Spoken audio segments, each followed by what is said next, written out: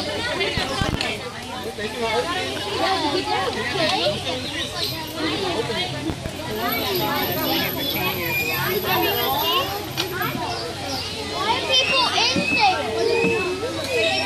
good. Oh, hello. Well, good afternoon. Welcome to the Houston Zoo. How is everybody doing today? Fantastic. Well, I would like to welcome you to our lion training window. Has anybody ever seen this before?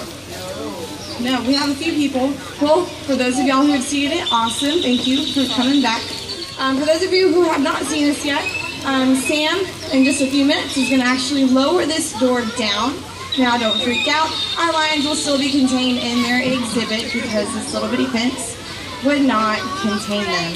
And I don't know about you, but I would just want to go home. So, go ahead, Sam. Let's...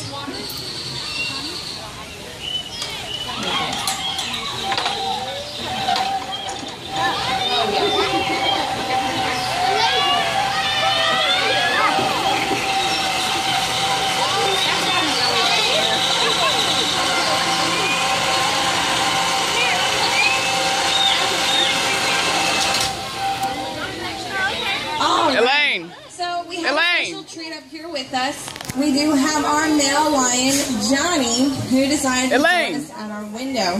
Now I say this is a special treat because Jonathan will not come to the window when the girls are here. The girls are 6 years old. Jonathan is around 15. He will be 16 September 11th. And kind of think of like 3 little girls that want to go to the mall and really want ice cream, and then you kind of have like the older dad or the older friend or the older brother that's just like, you're right there by John. I don't want to deal with that. Connor. That's the same thing as Mr. Johnson. You're right over there by John.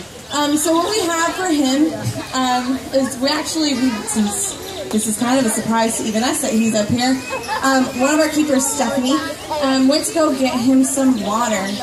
Now, you might be thinking, really, water? How is that something that he really likes? Well, we try to give them reinforcement that each animal likes individually. So Jonathan, as you can see, is drinking out of a water bottle. Now this is just regular tap water that we get from the sink, however we do chill it. He has 4 water bottles that we refrigerate on a daily basis. We try to give him water at least 6 times a day, especially in the summertime. Now, Sam, she is a senior keeper here at the carnivore department, and as you can see, she's pretty close to that mesh. She's been working with Johnny for about 8 years now.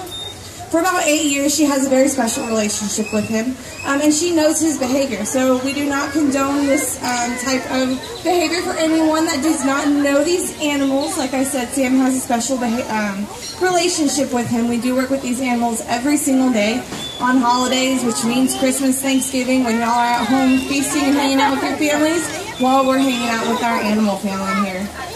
So, Jonathan is going to go ahead and let the girls come on up. The girls, if you try to give them water, well, they're just going to kind of look at you like you're crazy. So, as you can see, Sam went ahead, she put her water bottle down, and she went ahead and she picked up a squirt bottle that has something white in it. Now, inside this squirt bottle, we do have diluted goat's milk. Diluted goat's milk for our lion girls is kind of like eating ice cream. They don't get it all the time, so when they do get it, they seem to really enjoy it. Jonathan, if you try to give him goat's milk, you have offended him for the entire day. He wants nothing to do with you, and he will storm off. So that's why Sam was going ahead and giving him some water instead.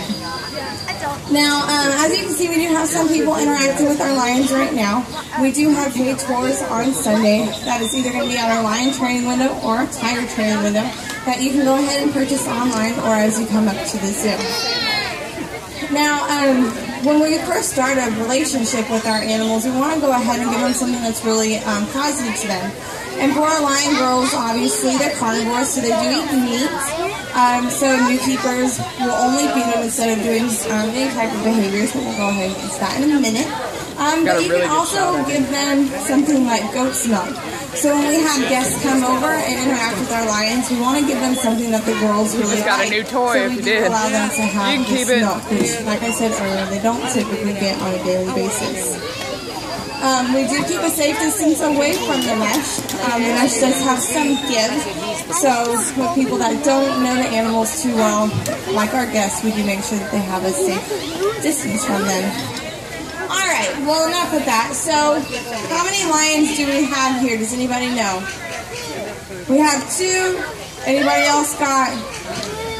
Go ahead and yell it out. 3. I got 4 over there. Okay, well the right answer is we actually have 4. Does anyone know the difference between a male and a female lion? I do. The female doesn't have any dark colors. What about you? Very good. Like the Lion King, the male has a puffy and the female doesn't. Alright, so the puffy is called a mane. So when Jonathan was up here, you can see that he had this really long, dark hair. And you can see the girls up here, they don't have that. So that's the main difference between a male and a female, how you can tell them apart. Males are going to have that really beautiful, long brown hair all around their face. Females will not. Now, manes are very important. 1, it tells you if you've got a boy or a girl. 2, it's going to help protect the males from other males. Male lions have a really hard time defending their territory out in the wild from other males that might want to come in and take over. So that mane is really going to help protect their neck. Another thing that a mane does is help to show how healthy a lion is. If a lion is in poor health condition, he's not going to have that nice lush mane around his face.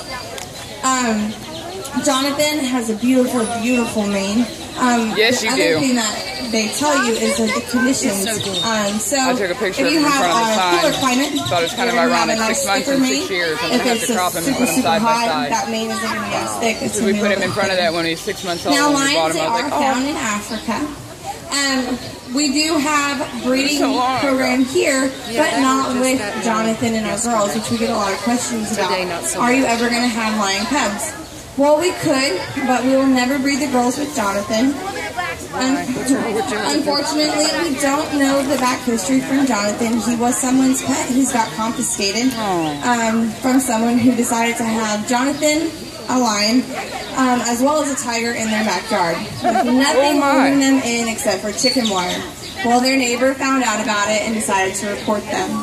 So Johnny and his tiger friend went to a sanctuary, and from that sanctuary, Johnny came here. Jonathan,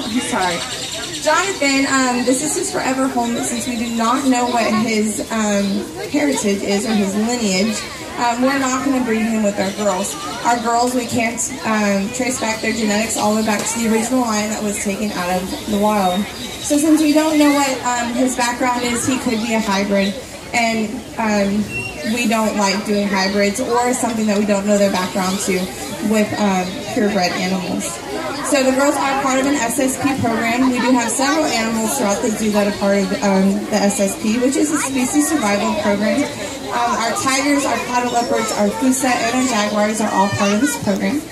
And it basically tells you have one person that says, I want this lion and this lion to come together and reproduce. And that's how we keep the genetic diversity up. So I said this was a training window. Our training window, she fell off. And our training window is a pretty cool thing that we're able to use as keepers. We do have a training program here at our Houston Zoo in the carnivore department. And with this training program, a lot of the behaviors that we do are going to be called husbandry behaviors. Husbandry behaviors, like what Lizzie is doing right now, she just asked her to stand. And even though it looks super easy, well, this is a husbandry behavior because we consider it a medical behavior.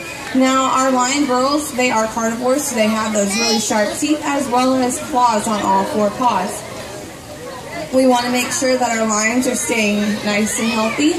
So asking them to do that stand behavior allows us to see the bottoms of their stomach as well as the insides of their arms and their legs. We check them every day for any lacerations or cuts.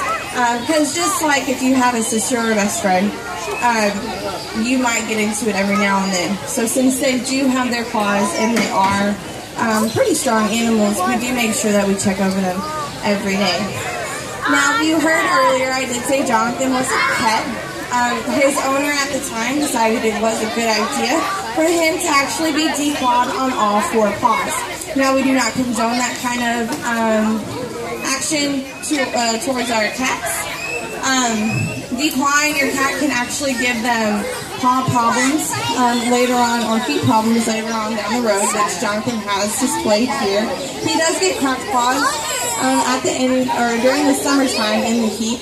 So we are actually able, with those husbandry behaviors, to ask him to present his paws, where he puts them up on the mesh, and we can go ahead and put ointment on it. Now, we are able to do training behaviors at our training window, so if our vets need to come over to take a look at our animals, we can pull this training board down, have our vets come up and look at them on exhibit, or right back behind all of this rock work right here, we do have holdings. We pull our lions in every day. While they're inside, we separate them and we go cool. ahead That just means if you'd ever gotten a hold of you, you'd died a little more slowly. Inside, we have safety to come out onto the exhibit and clean. We do clean our exhibits every day, and while we clean the exhibits, we like to put out enrichment. Now, enrichment is going to be anything that helps to better display their natural behaviors. So, if anyone has walked past the lion windows today, their enrichment for the day was a visual object of some nature. So, we do have stuffed animals in the back, and I place stuffed animals along the windows. Now, we don't typically do this, and that's a good thing because they are very observant and they notice these types of objects. So when they came out, they made a beeline for these stuffed animals. Inside their holdings, we do There's a little stuffed dog on the window that says enrichment. Because if you know anything about I swear to God, I looked at it when I went by. I was like, what? Their prey, and that's how they end up getting their prey, is by an ambush type behavior. They'll end up spotting them, falling, and then going ahead and jumping on them. That's why the color is that nice, pretty golden color. They're able to hide in the grasslands, and that's how they're able to get close enough to their prey. Does anyone have any questions so far? What's your question? Boys, y'all want to keep moving? No.